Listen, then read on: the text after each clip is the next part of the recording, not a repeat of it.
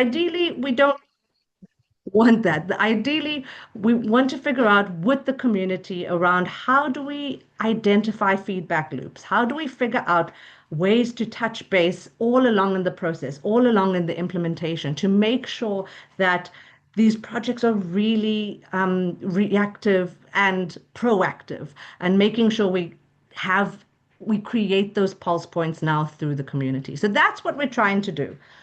As I said, it does sound like an extreme amount to do in such a short time, but that's why you'll notice that in the invitation was an invitation to the session today and another one next week at the exact same time.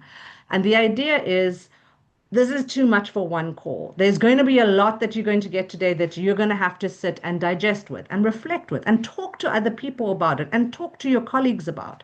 And that's why we wanted to use this session today to kind of introduce the catalytic investments, introduce some of the aspects and the design choices, introduce each other and the teams that are working on this, start surfacing some of the tensions, start surfacing some of the gaps that are possibly missing. And then you have a week to go and talk to your colleagues, talk to your community, sit and like marinate with all this information so that next week when we meet again, we can go much deeper, much quicker. And you're able to bring in the voices of those who aren't able to be in the room. So currently we have, what, 44 people in the room? That's not particularly representative, and we know that. And the idea is to use that week to then try and expand the network a little bit more. So that's what we're here to do today. I'd love to just ask a question in the chat, if that's possible. I'd love to ask everyone to share one thing that is really something their community is struggling with right now. We know I've already seen, we are from all over the world here. What is something that that your community is really struggling with? And I know there's way more than one thing.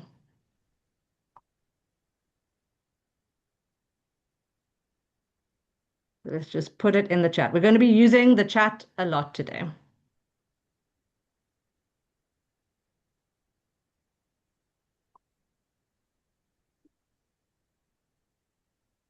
Okay.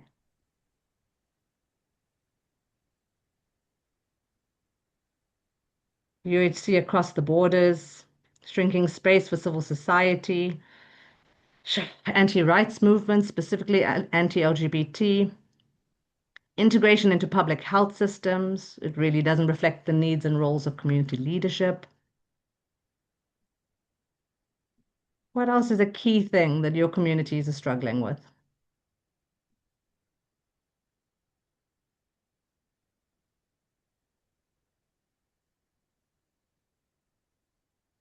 So while we have that coming in, so funding to support core costs for organizations, shrinking funding, so a lot around funding to continue the work at the scale that we're doing it in. Emergency preparedness and response, core funding, quick and fast health system adaptation, sustainability, a key question, bilateral agreements. Okay, so these are big. These are big problems that we are dealing with.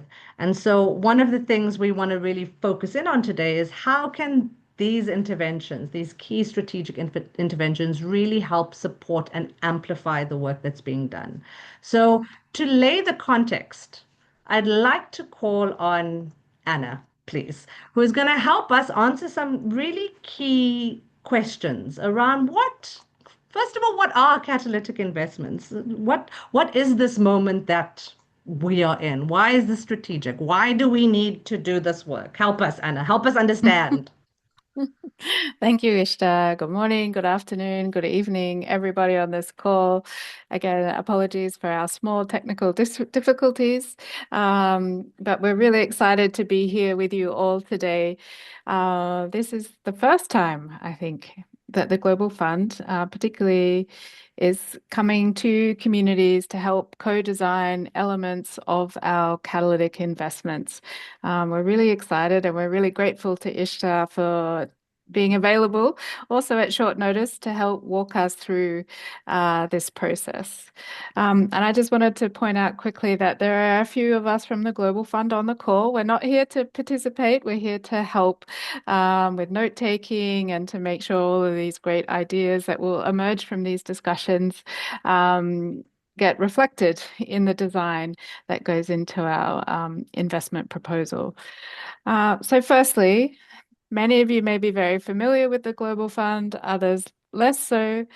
Uh, as you know, as part of GCH, the Global Fund was able to raise around $12.64 billion, which seems like a very large number, but nowhere near the number that's needed for all of the work that still needs to continue to fight the three diseases.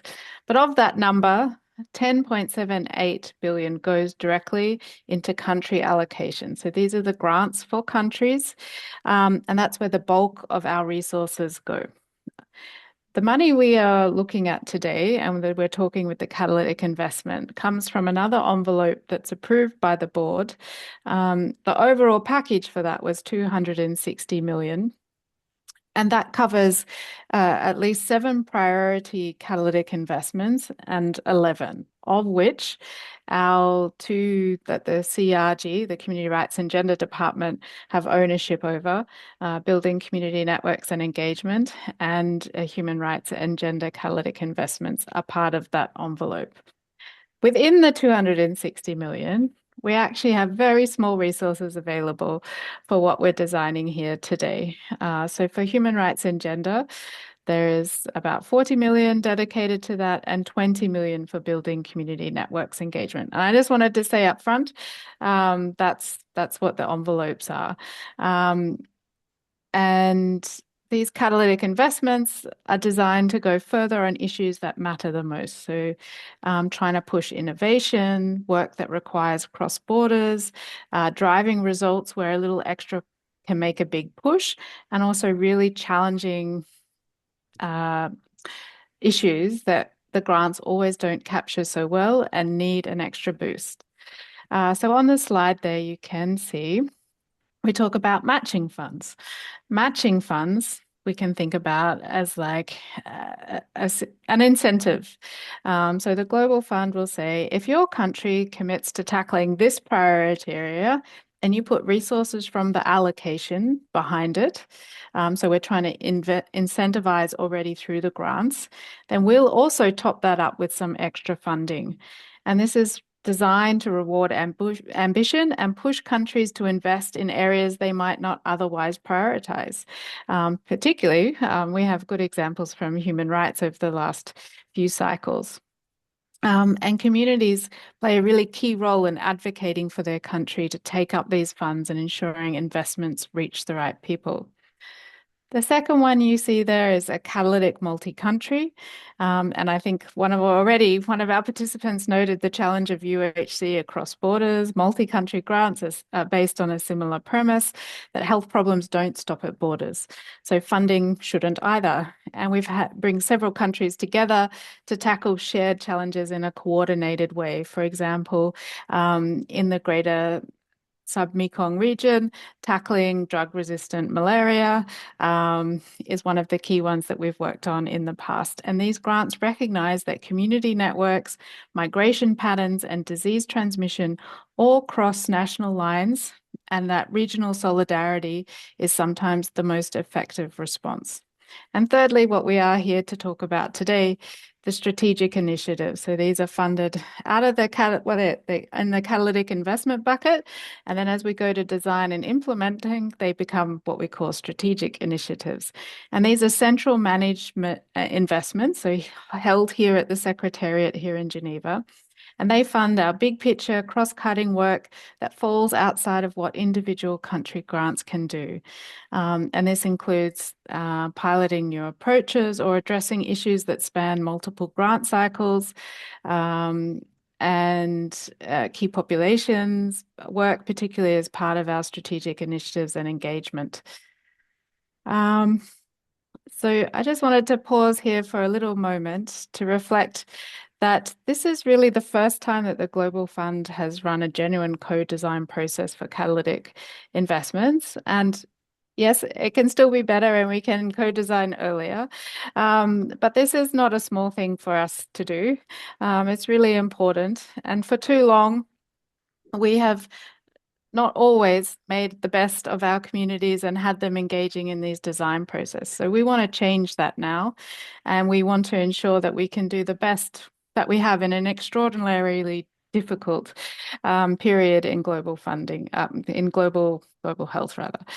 And as that uncertainty, those geopolitical shifts and shrinking civic space have really put immense pressure on our communities and the organizations that we serve. We know this process won't fix that, but it's a deliberate and concrete commitment from us to ensuring that when we design these investments, the people closest are the ones helping to shape the response. So I really want to thank you all for your time today and coming together, also at short notice, to do this. If we go to the next slide, we can see here what, in a bit more detail, the catalytic investments that we're talking about.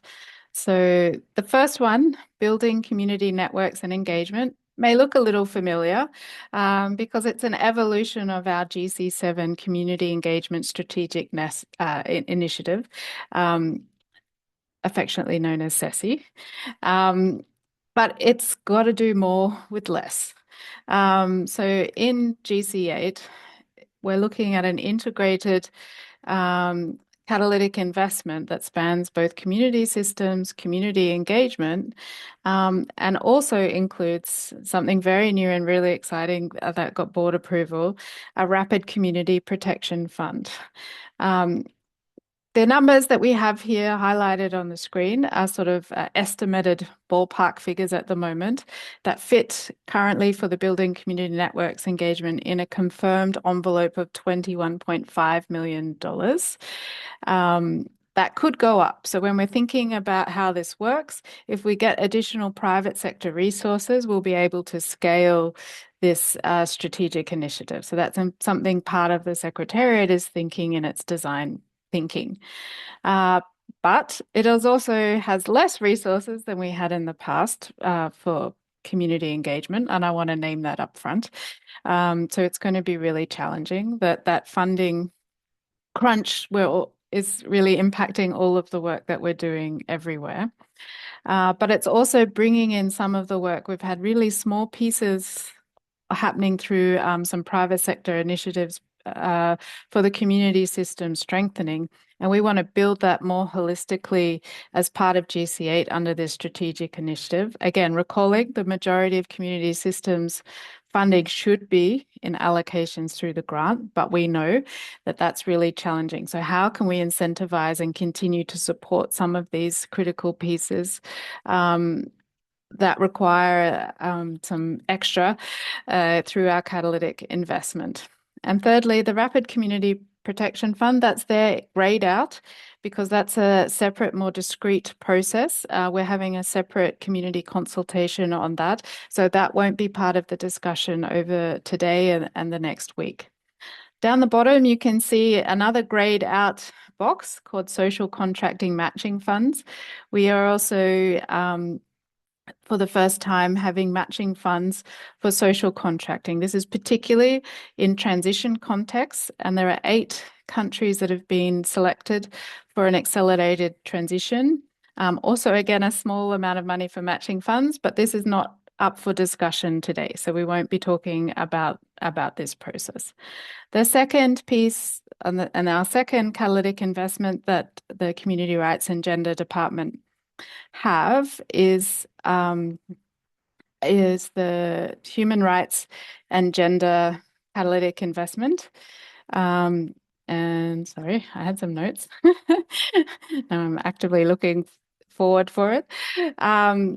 So we really want implementation. So again, sorry, excuse me.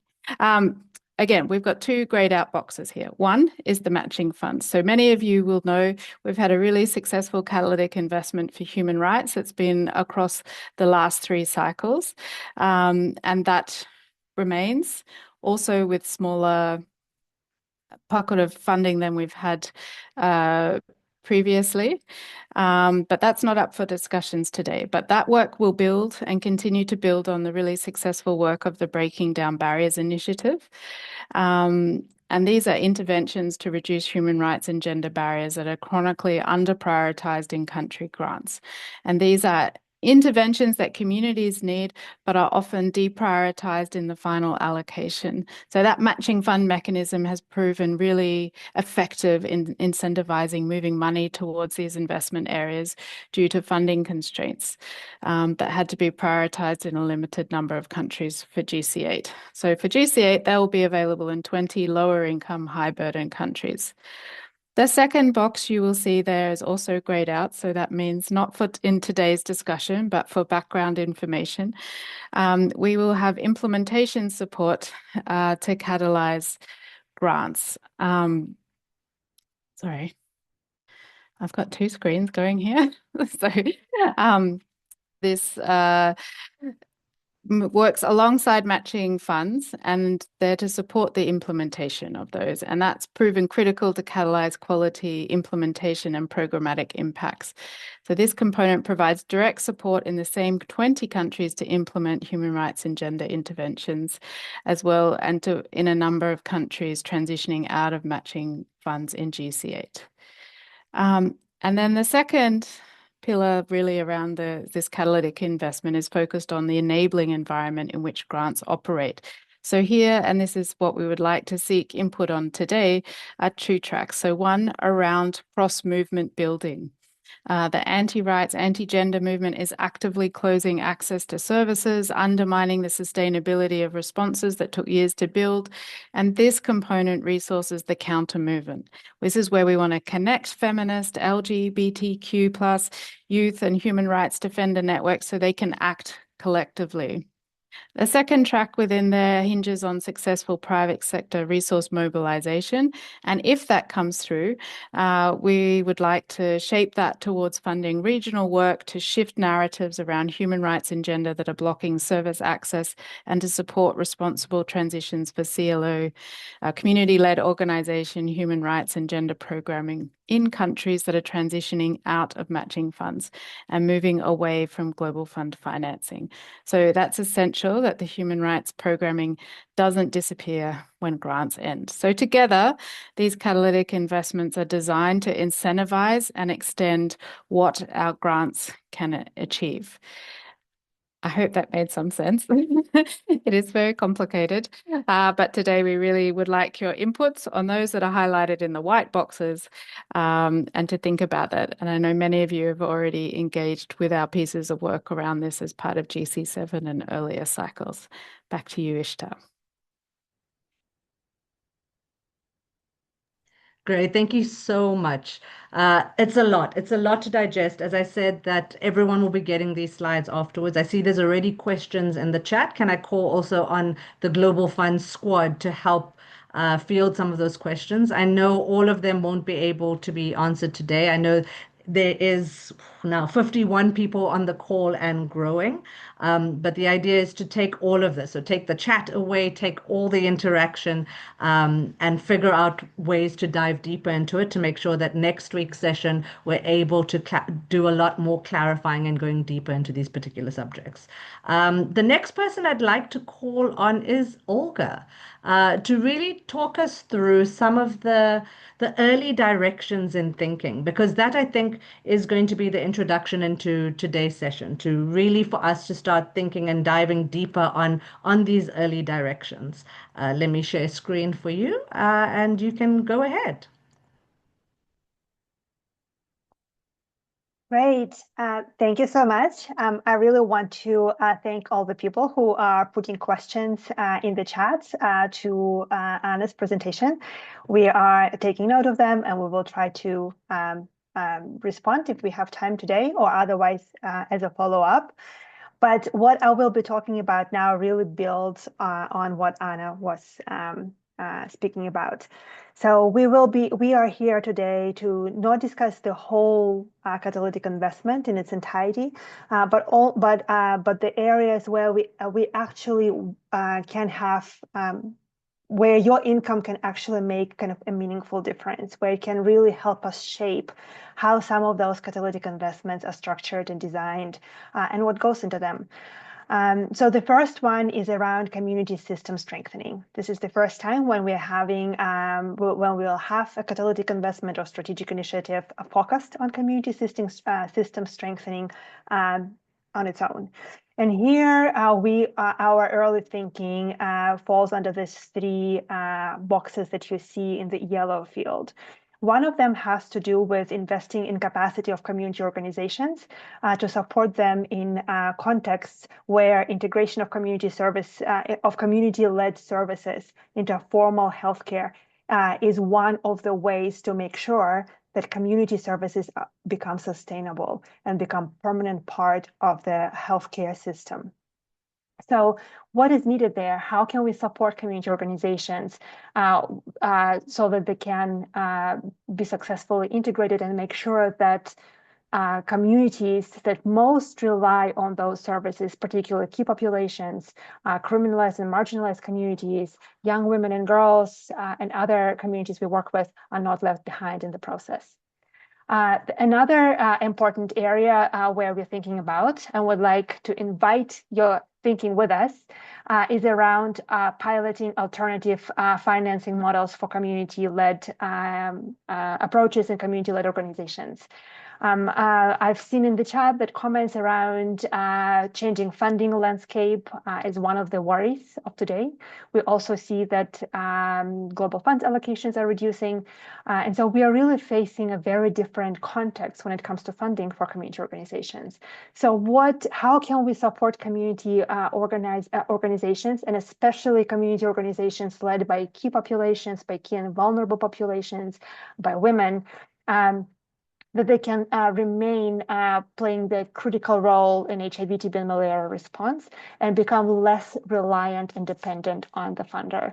We heard social contracting earlier, but there are other models as well. So it will be really good to hear from you. How can we support that process best? Some of you have been involved in community-led monitoring. And again, here we're also thinking, can we use community-led monitoring, the tools and the skills that you already have or communities already have for new goals and purposes, including for strategic purchasing of health services, to generate data to help governments make decisions, what services to procure, where, for whom, and at what quality. Not just to ensure, so not just for quality assurance, but to really inform the decisions around where health is being delivered. We are also our other early thinking is around expanding, I guess, community engagement, not just to influence some of the global fund processes and funding requests, but to really prioritize engagement in the national decision making. And the question here, what we would like to really engage with you on is, what national decision-making processes should we be thinking about? What are key platforms and fora a priority? And how can we best support communities in engaging there? But first of all, is this direction, national decision-making for health, is the right direction? And lastly, for human rights and gender, our early thinking is around how can we make our support to foster collective action and cross-movement building more effective going forward. There's critical need for it. There are a lot of challenges, but also opportunities. So how can we use this opportunity of catalytic investments to really foster collective action? I think in the next few minutes, we would like to really hear from you. How does this resonate? So how do these early directions together make you feel? And this is where we will invite you to join the breakout rooms. And I will hand it over back to Ishtar to give us guidance how we will engage during those breakout groups. Okay, great. Thank you so much for that. I just put a summary of that in the chat as well, so that we all have access to that and those different points.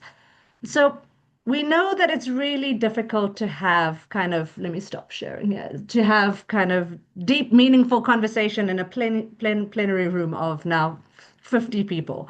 And so the idea is we're going to go into breakout groups after this. And the idea is we're really going to engage in these early directions. And we're going to speak to a couple of key questions. One of them is what Olga was saying, like what of this package of these kind of 5 points, what really resonates strongly with you? What do you think, okay, that makes sense. That's a good idea. That's a great choice for early direction. But also, the second prompt is what feels missing or risky? Is there something that you've identified that's really missing in this package? And again, the last prompt with ideas of what would make this more relevant to key populations and communities most affected by TB, HIV, and malaria. So the three prompts is what really resonated strongly in these presentations by Anna and Olga, what feels missing or risky, and what would really make this relevant to key populations. So those are the three. So we'll be splitting out into breakout rooms. We'll be roughly about 7 or 8 people per breakout room. Nick is working on that as we speak. And the idea is first take just a minute in your breakout room to gather yourself and try and absorb everything you've just received in these very informative and dense presentations. You'll have a Global Fund person in your room, as Anna mentioned before, is mainly for note taking and really deep listening. Really, the conversation is really going to be guided by all of you. I invite you to have an open, honest, transparent conversation. If the Global Fund people, please help in kind of really doing some deep listening and note taking. I put the questions in the chat box earlier, but also I'm going to share another tool with you. If everyone goes to the link that I just shared there, it will be what we'll be using to take notes in the breakout rooms. You'll see it will take you to a Google slide, which will be editable. The first slide will have those five areas that Olga mentioned, because it's a lot to remember. And in it, you'll see just a space for each slide will be allocated to a different breakout room. You'll see breakout room 1 is in slide 2, breakout room 2, breakout room 3. And this is really to make sure that we take notes. You'll see the three prompts there. What resonates strongly, what feels missing or risky, and what would make this more relevant to communities. And the idea is we really do want to gather as much information as possible. And we know that in these breakout rooms, that's where things get deep and super interesting. And we don't really want to miss out on what's happening there. So please make sure that you document what you're talking about, the key points that come up in those conversations. Nick, can you give me a signal when we are good to go? And those breakout rooms will be about 25 minutes of chatting. Please accept the invite as it comes your way. Great. They have been opened.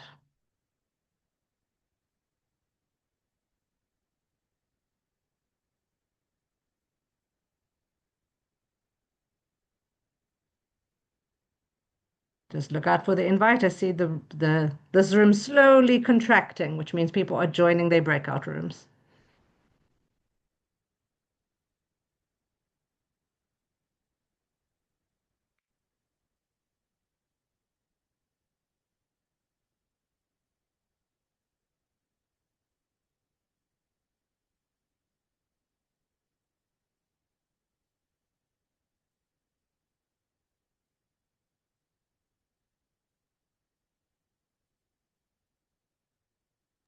Sarah, could you repeat one more time how to join breakout room and how to choose one? Yeah, we're going as fast as we can. We should assign you in just a sec.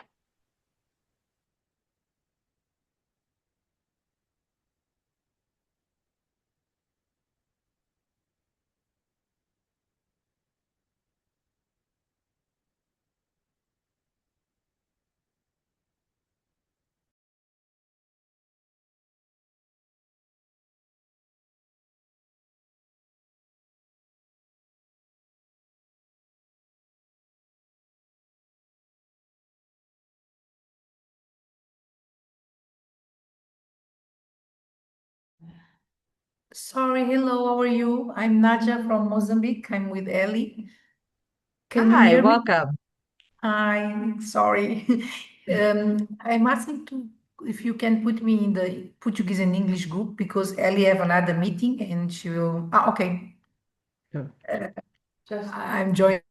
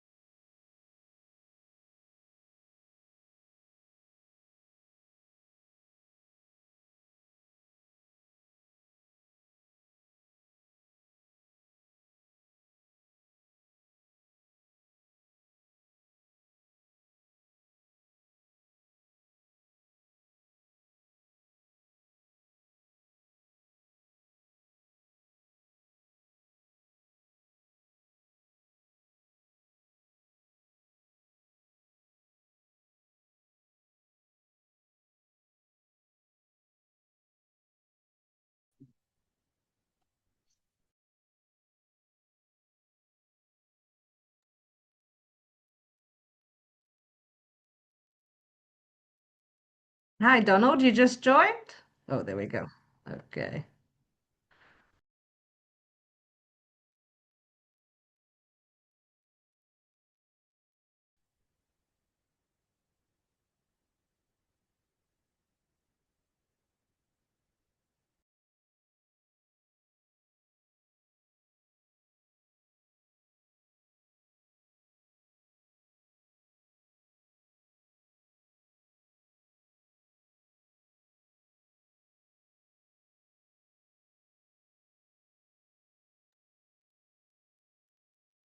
Hi, Maria and Nick. I see just oh no, Annabelle is yeah, I think by herself in the French room.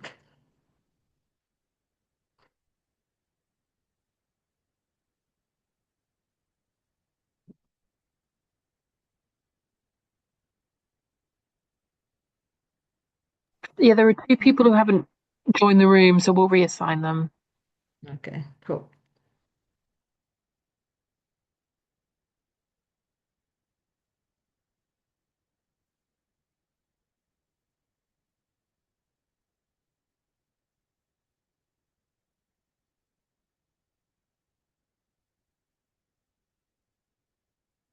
Ishtar, is it okay if I Sorry, sorry, you're echoing. Lisa, go ahead. is it okay if I got assigned to a room? Sure. Well, you're the host. Okay.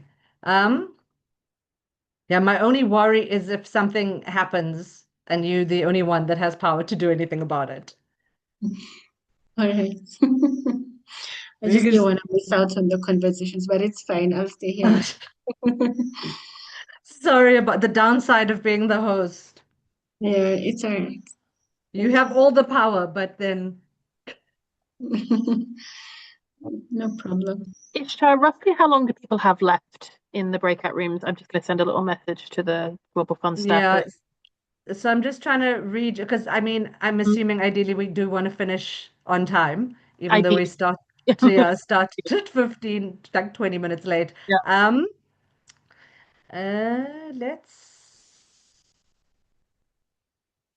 let's keep them. Hmm. Let's okay, so I'm just going to rejig it. And so instead of doing a plenary harvest, we can just take a moment and everyone can read what everyone else has written, with the idea that as part of the survey questionnaire that goes out on Friday, we can add another question saying, what are the major things that came up for you? So we can go straight from here into between session 1 and 2. So let's bring them back at quarter at 20 past. 20 past. Okay, I'll let them know. Cool. Hello. Hi, Burma. How are you? Fine. I don't know about you. Oh, good. We're just currently in breakout rooms. We'll assign you one. Okay. So I'm late, but I can join some groups. Ibrahim from Mozambique. Sure. Thank you.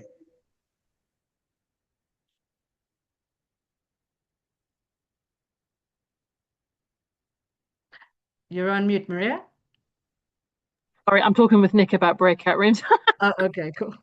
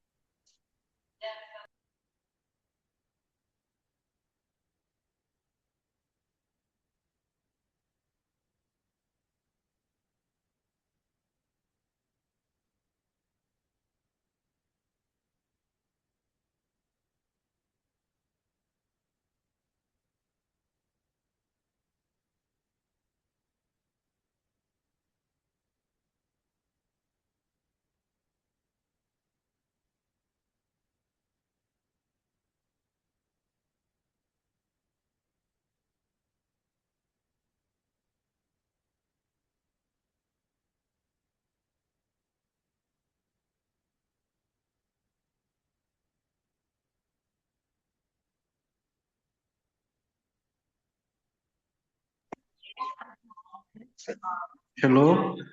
Hi. Sorry. Maria, can we allocate Ibrahim? Yes. Yeah, cool. Doing so now.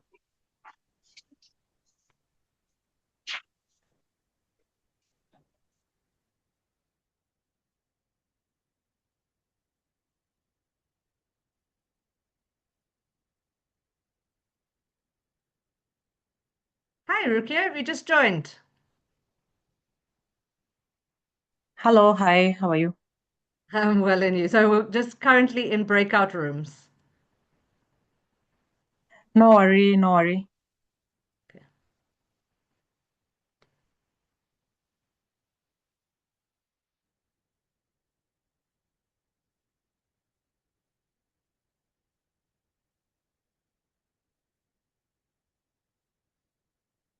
I also see the Portuguese room has gone down to 2 people, including the interpreter. It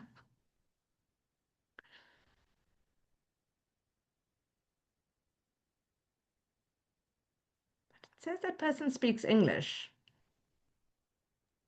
You know what? The person in the Portuguese room, we reassigned them because there wasn't enough, was Naluka, who works for us. So no worries. Oh, okay.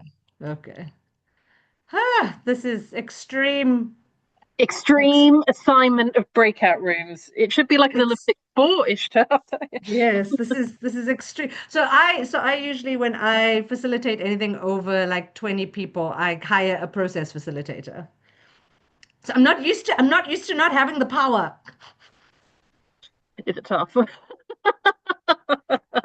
I'm a control freak. I'm like, I want to set up the Zoom room. I want to set up everything. I want to set up the breakout rooms. I want to do everything. Yeah, I feel you. I have a similar tendency. But everyone's in the rooms now, I think. Mm. Oh, Of course. cool. And Lisa, hi. Hey, Ishta,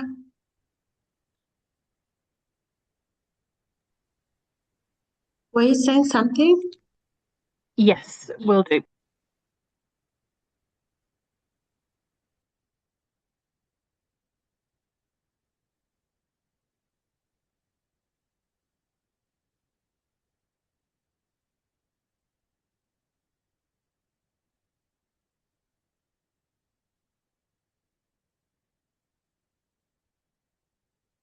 Okay, breakout room 2, 3, 5.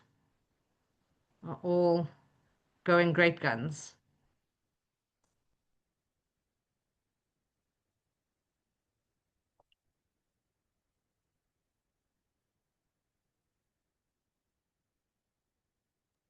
I just gave all the Global Fund staff a 15-minute warning, and then maybe when we have 5 minutes, I could do a broadcast to every group. Okay.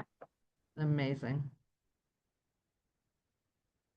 Lisa, while I have you here, I see you managed to change next week's Zoom into a meeting, not a webinar. Is that all on Yes, track? we've been able to do that. I just don't know Um, why for this particular one it wasn't giving us that option. Yeah, okay, but we've done that. And the link is the same, so there's no need to fantastic. send a new link. Yeah. Amazing. Could I also ask a favor to make sure that the waiting room function is set on? Okay. Because I always find that useful so that it means like when we're meeting beforehand and getting all the interpretation channels and stuff, it means that if something does go wrong, we can then message the waiting room to say, hey guys, we've just had a technical hitch. We're going to start in a few minutes. It just allows us that level of control, which I love so much. Okay, no problem. Thanks so much.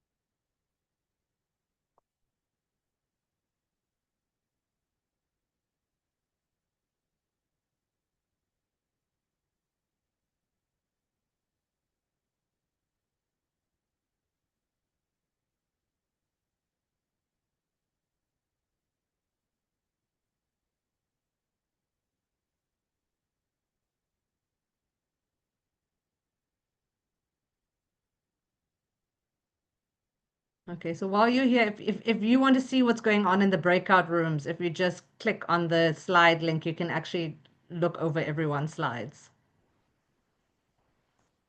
so that you don't feel like you're missing out too much.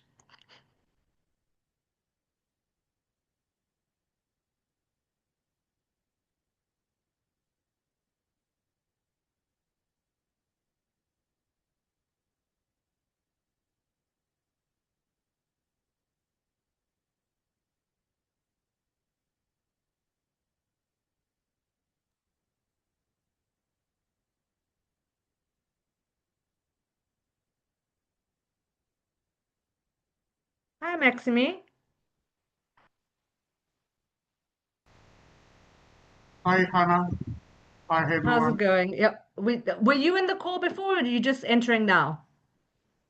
Yeah, it's now. Yes, I come from another meeting. It's now. You finished? Okay, we're currently just in breakout rooms for the next Ah, 10 or so okay. minutes. Ah, thank you very much.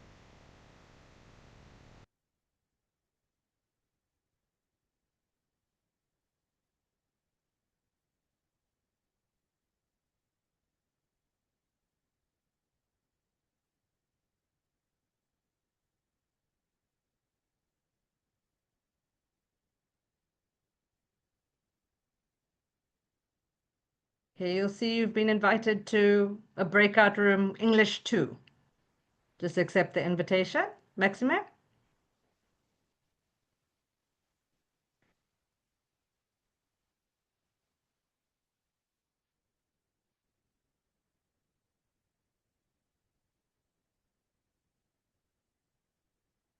I'm wondering if next time for the breakout rooms, do they give the option to um, where consent is not a thing, where they automatically get thrown to the breakout rooms, where they don't have to be invited? Good point. We'll need to, yeah, we should check that for next time. That would be easier.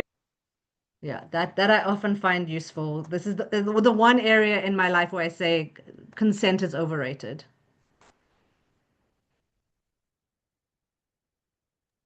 Ishta, I'm wondering, will participants present back like what they discussed, the key highlights of the discussions? Unfortunately, because we started so late, we definitely are not going to have the time, but what we can do is the way that it's been documented is that we can all maybe spend a few minutes looking at what the other groups have been writing. Okay. I think unfortunately if we do a plenary, it will definitely run over by a long time.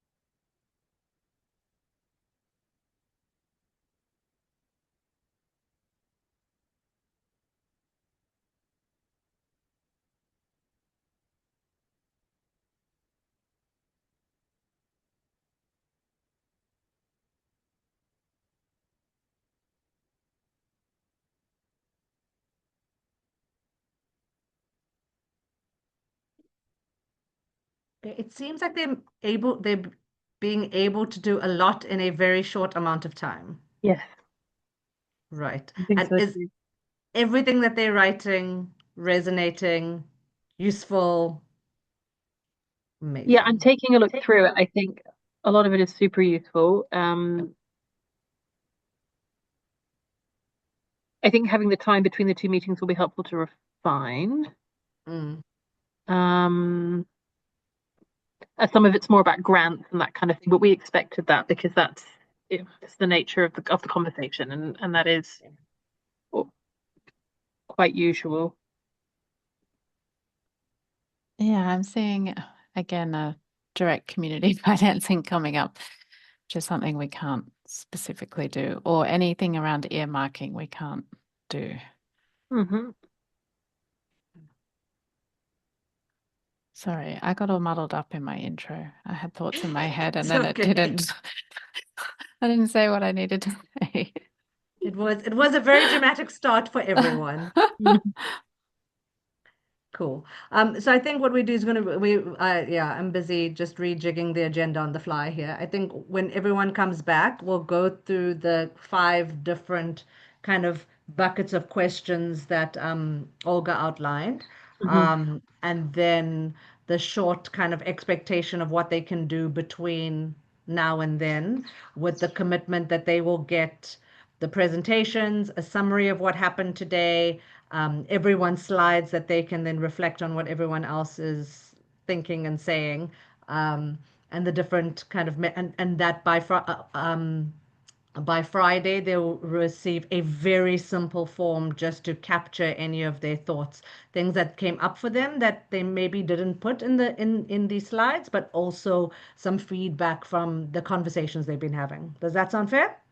Yeah, I think so. And I think those questions, as Olga outlines them, they'll help them to refine these slides a bit, if you see what I mean, because it'll help them to target down more and Mm. be less big and broad, but more targeted. So I think that would be really helpful. I'll give them a 5-minute warning in like two minutes. Is that right? Do you want them back in 20 past? Oh, can we do like 18 past? Can we do the 18. 5 minute warning now? Yeah. Let's do it now. Okay, okay, Yeah, okay. let's do it now. Because it seems they've managed to Get a lot. get a lot done. All right, I'm going to grab a cup of tea. I'll be back in a minute, 2 minutes.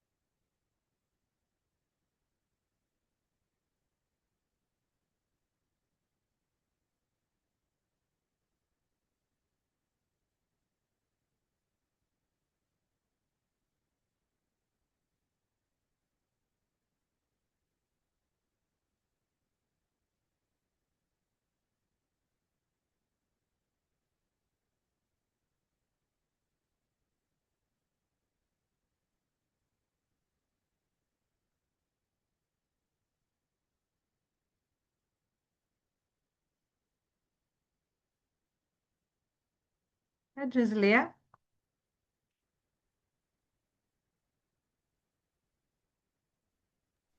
We assign them back into the previous group. Cool.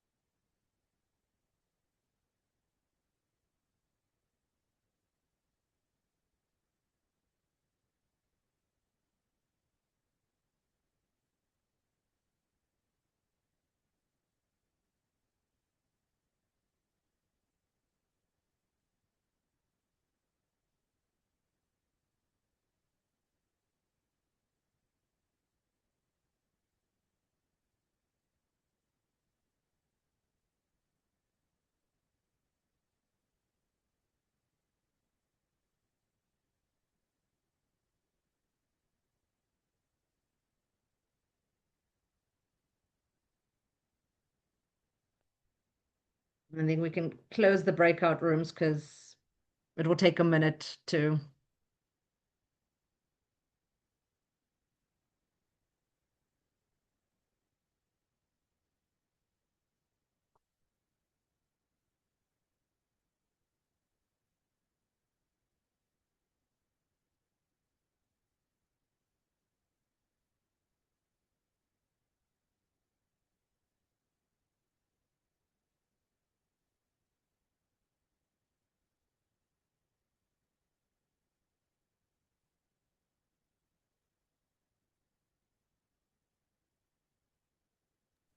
We've closed them. It gives them like a 1 minute warning. So 1 minute, yeah. yeah. No, there's two types of people, like the people that hang on for dear life, and there's always a group of people that immediately leave as soon as that option to leave a breakout room happens. There we go. Welcome back. We're just waiting for people who are just finishing up their discussion. I was just telling Maria and Anna that I've often seen two types of people when it comes to breakout rooms. The type that kind of immediately, as soon as the option to leave the breakout room comes up, they exit immediately. And the types that hold on for dear life, of which there are a few of them. So we're just going to hang on for a couple of seconds while those people join us.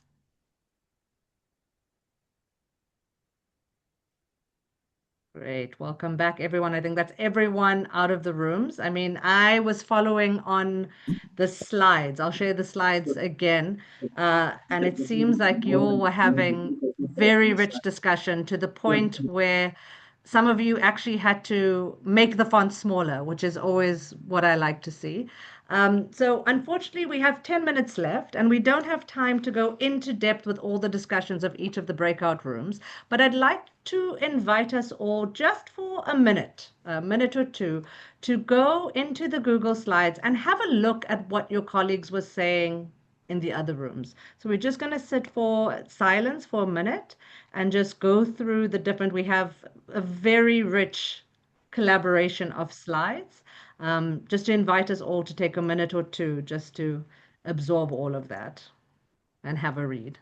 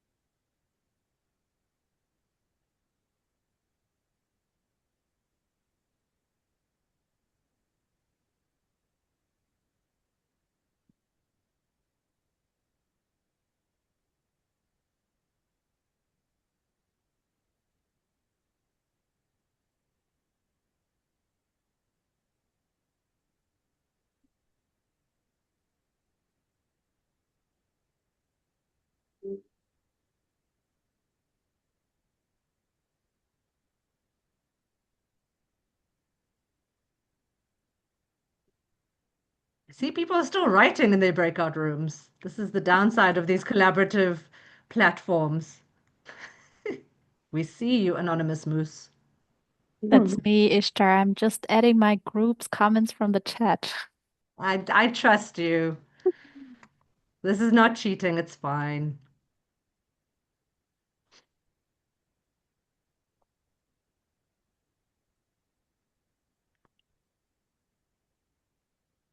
There's also an anonymous axolotl. Wonderful. Okay, so that is a lot. And I am just constantly amazed by how much you were able to achieve and talk about in such a short amount of time. But the idea of today was really to just start surfacing and opening up the conversation. So as you can see, like a lot of the points are quite broad, and the idea is we're really going to take this away and refine so that next week the session becomes a lot targeted and a lot deeper. And so on that note, one of the things that we're requesting between now and next week's session, let me share my screen again, is we've come up with kind of 5 buckets of questions in terms of gaps, things that the Global Fund team are really interested in and really wanting to know more about. And the way that it's been grouped is in community system strengthening, community engagement, and human rights and gender. And so these are kind of 5 broad areas of questioning. So, number one, in community system strengthening, thinking about capacity and integration. So, this question is really about what happens to your organization when you engage more closely with formal health systems. What do you gain? What do you lose? What would make that better relationship work better for your teams? There's another question, one that has been coming up quite a bit around alternative financing. How does your organization sustain itself? What gets in the way of being less dependent on donors? Are there funding or resourcing approaches you've seen work elsewhere? So ideas from other spaces, inside or outside the health sector, that could work for you. What would it take to try them? What would make these models work in extremely restrictive environments in which I know a lot of us are in at the moment. Then is the CLM for strategic purchasing. When does your organization collect data on how health services are working? What happens to it? Who uses it? Who ignores it? And what would it take for it to actually change how resources get allocated? The fourth bucket of question is really around community engagement, around which country level decision making spaces matter most. Where's community voice the strongest and the weakest? What support is needed to better influence decision making? And then the final bucket of question is really around human rights and gender. So collective action and cross-movement building, where communities are already building collective power to reduce HRG barriers to services and counter the anti-rights, anti-gender backlash. What's making that work and what support is needed? These are like 5 sets of very big questions. And we totally understand that in your hearts, you might want to answer all of them, or actually only one of them might be really resonating with you as something that you really want to think deeper about, something that you really want to take to your community to talk more about. Can I get an indication in the chat of these kind of 5 sets of questions? So 1, 2, 3, 4, 5. Which set of questions is most resonating with you? Like which question are you just like really excited to think about and to engage your colleagues, your communities, your parents, your children about? Can you just put the number 1 to 5 of like which set of questions kind of excites you the most?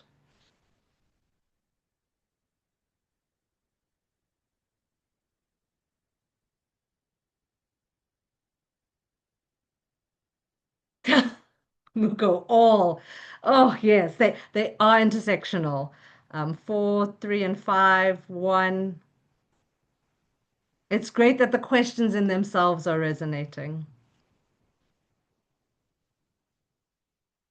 Amazing. 2, 2, all but mainly 1. I wish we could just have endless conversations about all these questions. Unfortunately, the combination of time constraints, competing priorities, and the world being on fire make it very difficult. So, one of the things we're really going to ask you to engage with between now and next week's session, so that we can go deeper and have a more richer conversation, is to really think about taking one of these sets of questions. And don't worry, after this call, you're going to get all the questions, all the documentation, everything that happened today, all your notes. It's going to be in your inbox. Um, but the idea is to take one set of questions. If you really want to be overzealous and like really become like get an A plus, you can take more than one set of questions, but we do understand that a week is not a long time. But to take one set of questions and engage a group about it. These can be your colleagues, these can be people in your networks, these can be people that you collaborate with. Um, we have a few suggestions on what that engagement could look like, because the idea is that we want this to be really, really low lift. So either take one of these questions and have a WhatsApp or Signal Pulse check. So just send it to a couple of trusted people that you know work in this area and are really engaged and interested by it, and have a conversation with them about it. You can do a 10-minute team huddle. So if there's a meeting that's already happening that you can tack on these questions to and gather some quick reactions, that would be amazing. I always like to throw in the unusual suspects, which is the maybe take these questions to someone who usually wouldn't be invited to these spaces or wouldn't be in these calls or doesn't necessarily work in the sector, especially when trying to come up with new innovative ideas. Often we can draw a lot of insights from other sectors. So maybe call someone that is not used to being in these spaces and ask them about these questions. And then what we'll do is before Monday sessions, we will send a very short form. It will be the shortest of shortest forms to ask you what are some of the things you heard in these consultations, in these conversations with your colleagues. What are some of the things that you heard? What are the things that have surprised you? What are any aha moments that you had?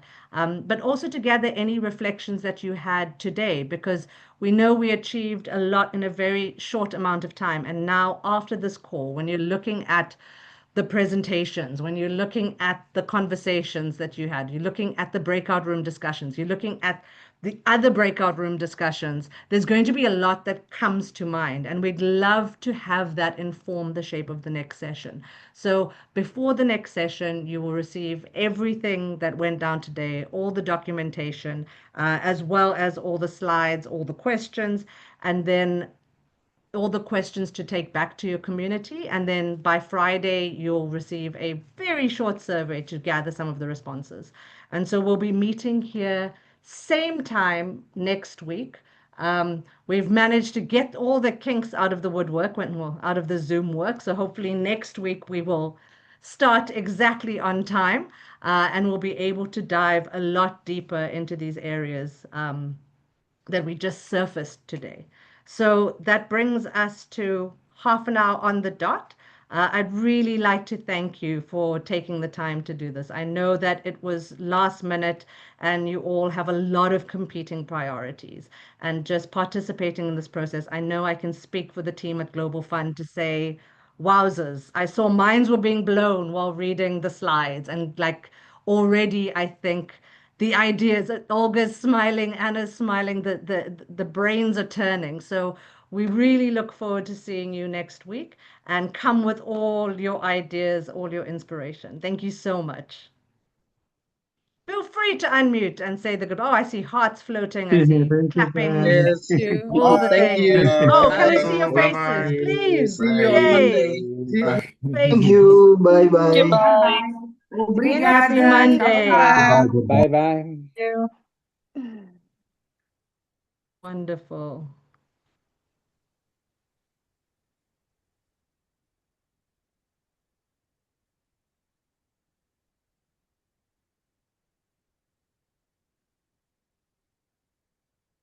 Amazing. Okie dokie. Do we need a quick, do we want to stay online for a quick minute Is that all or? the people? I think we will need to ask co-hosts to help us and invite people who are not from the team. Hello.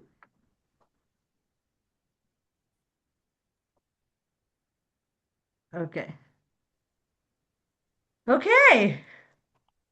Thank you.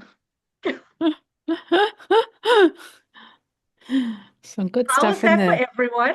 5-minute debrief. Are we all alive? Great. We're very fast. Do I stop the recording first for the debrief?